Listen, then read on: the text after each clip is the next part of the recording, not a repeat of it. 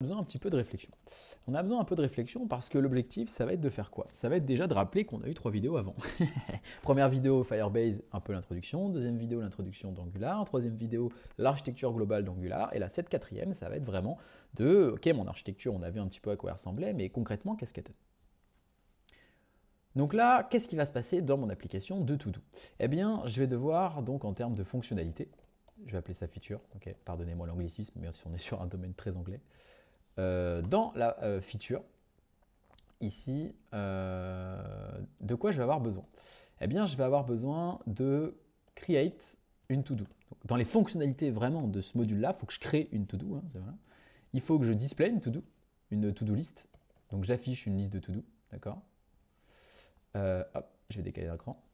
Et il faut que je fasse quoi? Il faut que je filtre to-do list. Donc je filtre, donc voilà, ça c'est vraiment mes fonctionnalités.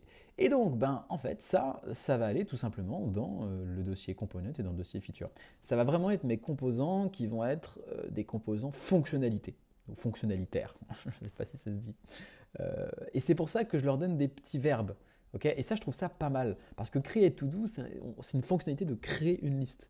Display to-do list, ça va être une fonctionnalité d'afficher une liste de to-do. Et filter to-do list, ben, même chose, ça va être de filtrer une to-do list. Comme ils font une action, que c'est une fonctionnalité, j'aime bien leur donner des petits verbes. Bien. Et ensuite, je vais aussi avoir une partie UI. Donc vraiment la partie un peu débile, un peu dumb component. D'ailleurs, je vais l'écrire ici. Ça, ce sont les smart components. Et ici, UI, on va être les dumb components. Donc les composants débiles, littéralement.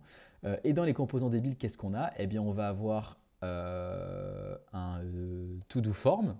Donc là, souvent, j'aime pas forcément mettre de verbe, parce qu'ils ne font pas une action, mais to-do form, son seul but, c'est d'être un formulaire. C'est pas lui qui va envoyer les données en base de données, qui va, voilà, il va peut-être vérifier les données, il va mettre les inputs et les labels, il va vérifier qu'au clic, ça soit à peu près bien formaté, mais c'est tout. Et encore, je suis même pas sûr, on verra. Mais grosso modo, il va juste servir à créer un formulaire et à l'afficher, mais il va pas faire grand-chose de plus en termes d'interactivité avec la business logic. On va avoir quoi d'autre? Donc ça va être pour créer, éditer. Display to-do list, ben on va aussi avoir le to-do detail, qui va être un composant qui va nous permettre d'afficher le détail d'une to-do parmi la liste. Donc pareil, hein, ça va être un composant qui va recevoir en input l'élément to-do affiché, il va juste l'afficher, donc ça va être relativement facile. Donc ça va être pareil, il y a display. Et filter, je pense qu'on va pouvoir créer un composant, un truc du style input search, où son seul but c'est d'écouter chaque changement dans une barre de recherche, d'output chaque événement, et derrière après, advienne que pourra. Mais le but vraiment des dumb components, il faut les penser comme des composants ultra réutilisables partout, entre même plusieurs projets. Donc il ne faut vraiment pas qu'ils soient liés avec ce projet-là ou la business logic. Il faut qu'ils soient le moins, j'ai perdu le mot, le moins lié avec la business logic. Je ne sais plus comment on dit en clean code. Pardonnez-moi, je l'ai plus. Bref, il ne faut pas qu'il soit trop lié, quoi, trop lié avec la business logic. Donc en gros, il faut qu'il soit les plus génériques possible et que peu importe le projet dans lequel je suis, je puisse l'utiliser. C'est ça qu'il faut garder en tête lorsqu'on crée des dumb components. Donc ici, on va par exemple appeler input search. Je pense qu'input search, je peux l'utiliser dans plusieurs projets. Voilà à peu près. Voilà à peu près. En shared, eh bien c'est là où on pourra parler de Firebase. Donc shared, on va pouvoir utiliser, donc sans doute, moi j'aime bien l'appeler DB. Ça sera sans doute DB to do, qui sera notre service, qui sera un service HTTP, enfin qui permettra d'utiliser Firebase et Angular Fire pour pouvoir faire notre CRUD. Et puis le modèle évidemment, mais ça c'est à peu près logique. Ok, donc sans plus tarder, je vous propose justement de créer le modèle. Donc on pourrait le créer avec le CLI, bon j'aime bien le créer à la main. Donc dans modèle ici, on va créer un nouveau fichier. Ce fichier, on va l'appeler todo.model.ts. Alors vous pourriez tout à fait l'appeler todo.ts. Le but c'est quoi? C'est de créer une classe qui permet de modéliser un objet todo. Le fait de l'appeler .model, c'est ce que recommande Angular, c'est quoi? C'est que on sait que ça sera un modèle, c'est le type de fichier, vous voyez. Ici, on a todo_routing .module. Pareil, on sait que c'est un module. C'est pas obligé, hein, ce .module. Mais on sait que c'est un module.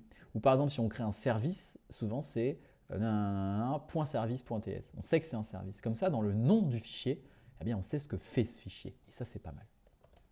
Bon, on va venir exporter une classe suspense qu'on va appeler todo. Et todo va être un constructeur qui va avoir, par exemple, ici, un nom, ma petite todo. Et elle va avoir une importance. Je pense qu'on peut le dire comme ça. Et est-ce qu'elle a été faite ou pas? Alors, je pourrais mettre isDone de type booléen ou isOK, mais c'est pas dingue. IsComplete. IsCompleted. J'aime bien le côté done parce qu'il y a le côté check. Et ça, je pense que c'est pas mal. Donc on reste sur quelque chose d'assez classique. Hein. On pourrait questionner ce modèle-là. Également, pour ceux qui sont plus amateurs de PO brut, comme sur du Java ou du C#, on pourrait utiliser des getters, des setters, évidemment, hein, c'est même mieux. On pourra en reparler aussi plus tard. Mais pareil, on va vraiment rester dans quelque chose de simple, ça marche très bien, ça, et donc on va le garder pour ça. Mais voilà, une classe a ses intérêts et ses limites, et donc il faut toujours garder ça en tête. Ok, donc on va ici utiliser ce modèle-là. Maintenant, je vais venir créer todo, parce que si je veux utiliser une liste ou filtrer une liste, faut-il déjà que j'ai des todo dans ma liste.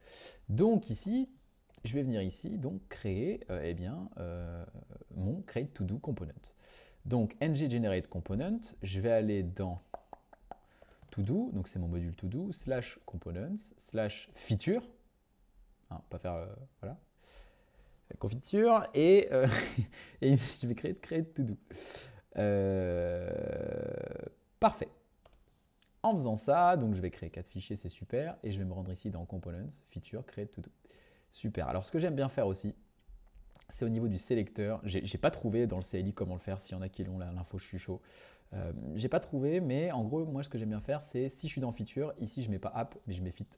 Comme ça, quand je vais appeler le sélecteur de ce composant, juste avec le nom Fit, je sais que c'est un composant Feature. Il faut mettre Feature, hein, mais c'est un peu long. Et donc bien souvent, d'ailleurs, je peux le remettre ici.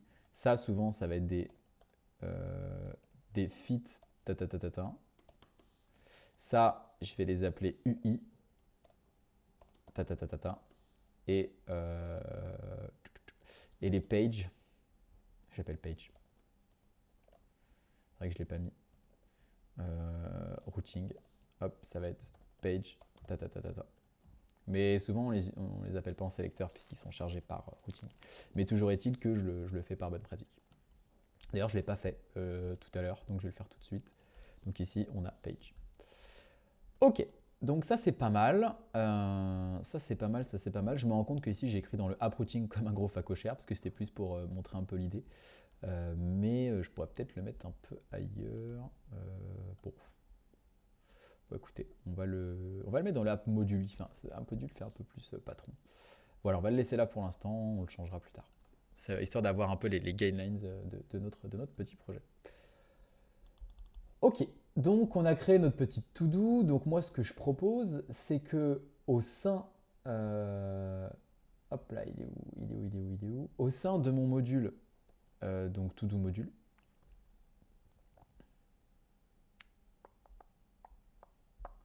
il est où? To-do routing module. Là, j'ai to-do home, d'accord, très bien. Mais to-do home, lui, le but, c'est d'être chargé par chemin de base. Mais lui-même, son but, c'est d'appeler des composants. Donc, ce que je vais faire, c'est que lui, eh bien, je vais simplement lui demander, quand je vais le charger, c'est une coquille vide qui va venir appeler, par exemple, mon composant fit create to-do. Donc, mon composant feature qui me permet de créer des to-do. Ce qui me permet, du coup, d'avoir ici create to-do works qui s'affiche. Donc, ça, c'est plutôt pas mal. Et également, je vais prendre un petit peu d'avance, mais je vais pouvoir créer dans la même idée ici un display to-do list dans mes components. Donc ici, on va voir dans feature normalement, hop, bam, ah non, pardon, c'était dans feature que je voulais le mettre, tac. Donc là, il va me dire, est-ce que tu veux mettre à jour les imports? Je dis oui. Donc j'ai créé to-do, display to-do list. Et pourquoi to-do home, il est là aussi? J'ai dû faire une petite bêtise, pardonnez-moi. Ce qui fait que ça va un petit peu m'embêter au niveau de mon import, donc je vais mettre à jour mon import. To do home.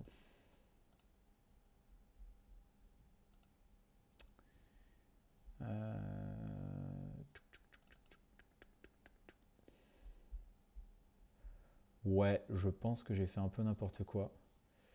Oui, je vais delete permanently. Tac. Je peux pas tout supprimer? Ouais, si, voilà. Voilà, dans le routing, forcément, il a un petit peu de mal. Donc, ce que je vais faire, c'est que je vais recréer ce que j'ai fait. Hop, j'ai dû me gourer avec la fatigue, je pense. Donc, j'ai bien mon dossier page. Je vais aller, hop là, dans mon dossier page, mettre mon to-do home component. Donc ici, dans mon dossier page, j'ai mon to-do home component. Ici, je charge bien mon to-do home component depuis mon dossier page, donc ça c'est bien. Et ici, bam, c'est nickel. Dans Feature, j'ai bien Display To-Do List. Très bien, très bien, très bien. Il me laisse encore un peu de rouge, mais je crois que c'est réglé. C'est juste VS Code qui ne s'est pas complètement mis à jour. Hop, ça c'est ciao. Et ici, dans To-Do Module, en effet, il essaie de m'apporter un module, mais enfin un component qui n'existe pas, donc il faut que je mette à jour l'import. Et là, normalement, il n'y a pas trop de soucis, mon module est bien fait. Alors oui, en effet, hein, le module, c'est un peu comme le fichier patron, pardon, ici le to-do module, donc le nom de votre module, point module. Donc le to-do module, c'est un peu le fichier patron de mon module, c'est lui qui va un peu régir ce qui se passe, donc gérer les déclarations, c'est-à-dire tous les composants qui sont créés à l'intérieur, les imports, les providers, etc. Mais il n'y a pas écrit ici provider, mais on en reparlera plus tard. Donc ici, en effet, dans les déclarations, c'est l'ensemble des composants qui ont été créés à l'intérieur de ce module. Et c'est vrai que là, je viens de supprimer un composant. Si je le supprime, mais il y a encore son import ici décrit dans mon to-do module. C'est pour ça que ça pète des petites erreurs. Donc il faut bien faire gaffe quand on commence à modifier l'architecture de nos dossiers, de nos composants, etc. De bien faire attention que tous les imports soient bien respectés un petit peu partout. Bon, j'ai fait un peu le facochère là, mais j'arrive à me rattraper, il n'y a pas de souci. Je ne sais pas pourquoi j'ai créé ça là. J'ai dû me gourer. Très bien. Donc ici, dans Feature, on a créé To-Do, Display To-Do List, et je vais également en profiter pour, hop, ici, utiliser Filter To-Do, enfin utiliser Créer Filter To-Do, donc dans mon dossier Component. Ce qui fait qu'ici, je vais avoir mes trois composants Feature qui vont être créés, donc Create, Display, Filter, donc ça c'est cool. Donc dans Page, j'ai bien mon To-Do Home, et puis dans mon UI, je vais pouvoir ici créer Component UI, mon To-Do Form. Donc ça c'est cool parce que moi comme ça va me permettre de pouvoir enfin attaquer sur mon premier composant.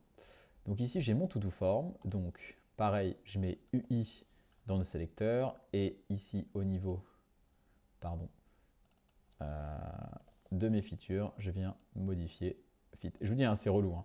J'ai pas trouvé de solution, il faut vraiment que j'en trouve une parce que c'est pas battable sur du long terme. Ok. Donc ça, c'est pas trop mal. Et donc, ce que je voulais vous montrer, c'est que dans Page, ici, je vais venir charger ce composant lorsque je navigue sur /todo. Et il va falloir que je remette à jour, parce que je l'ai pas, du coup, je les supprime pour le refaire. Ce que je vais vouloir faire, c'est quoi? C'est que ce composant Page, tout ce qu'il va faire, c'est être chargé au routing. Puis derrière, venir m'appeler mon composant feature pour créer une to-do. Puis mon composant feature pour afficher ma liste to-do, parce que je veux tout sur la même ligne. Et puis, normalement, au-dessus d'une liste de to-do, vous avez toujours une petite barre de recherche.